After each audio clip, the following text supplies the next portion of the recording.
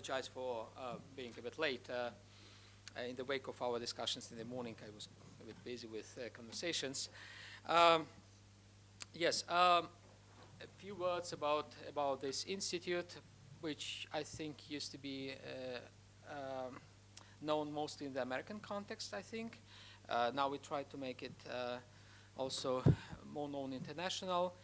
Well, my predecessor, Father Nick Denisenko, I assume he is here. Maybe he is not. He did a lot of work to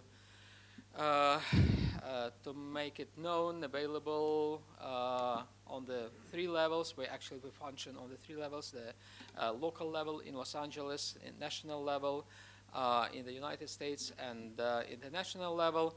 Our presence here is well contributes to this international level of awareness about the institute. I should tell a few words about the history of the institute. It was established. It has the name Huffington. It was established with the donation of Michael Huffington, who is an American politician and anthropologist,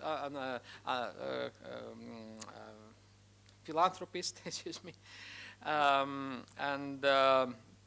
He had a very interesting personal history of conversion to Orthodoxy from Western denominations, and he decided to contribute to the ecumenical work, to strengthen the ecumenical dimension in the American academia by establishing an institute which would promote mostly the Orthodox Catholic rapprochement, so that the institute is plunged to a Catholic institution, moreover a Jesuit institution, Jesuit university.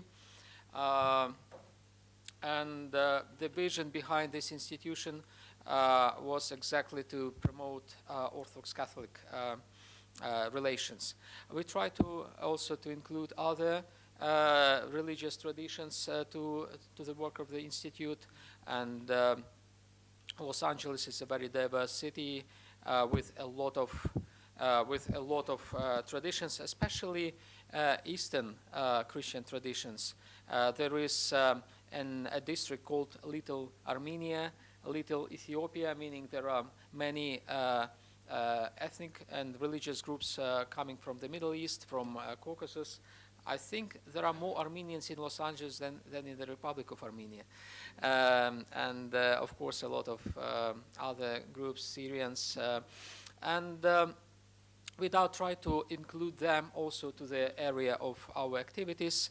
I should say that my previous experience with St. Ignatius Academy, which has been presented and which is focused on those groups, helped me immensely, and we try now to, we actually signed an agreement of collaboration with St. Ignatius, and we will work together in this direction of including the Oriental Christian groups to the area of our institute, which has recently, for instance, had a fruitful, I believe, meeting with our friends from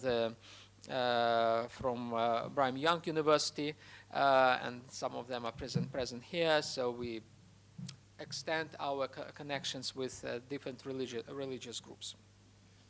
Well, the institute, our activities as of now include conferences. We hold annual conferences dedicated to different topics. Like last year, 2018, we had a conference dedicated to the anniversary of the Russian Revolution and the Great Moscow Council, 1917-1918.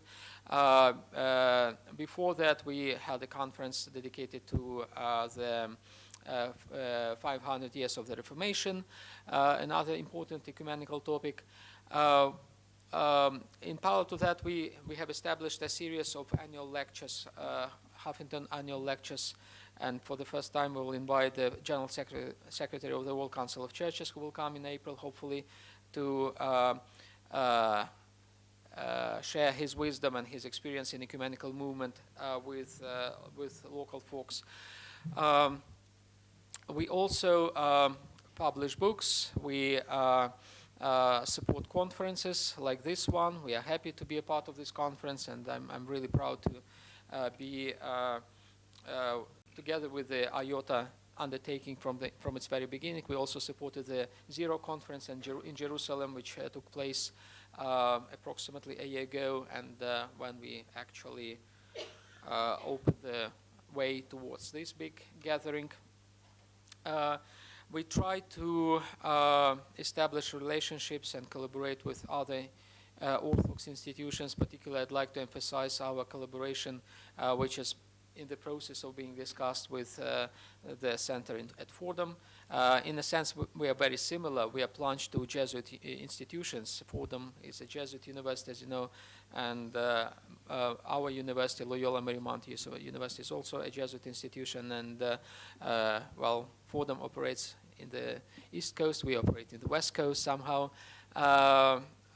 And we try to bridge somehow this American continent and to have to work together towards conferences, towards educational programs.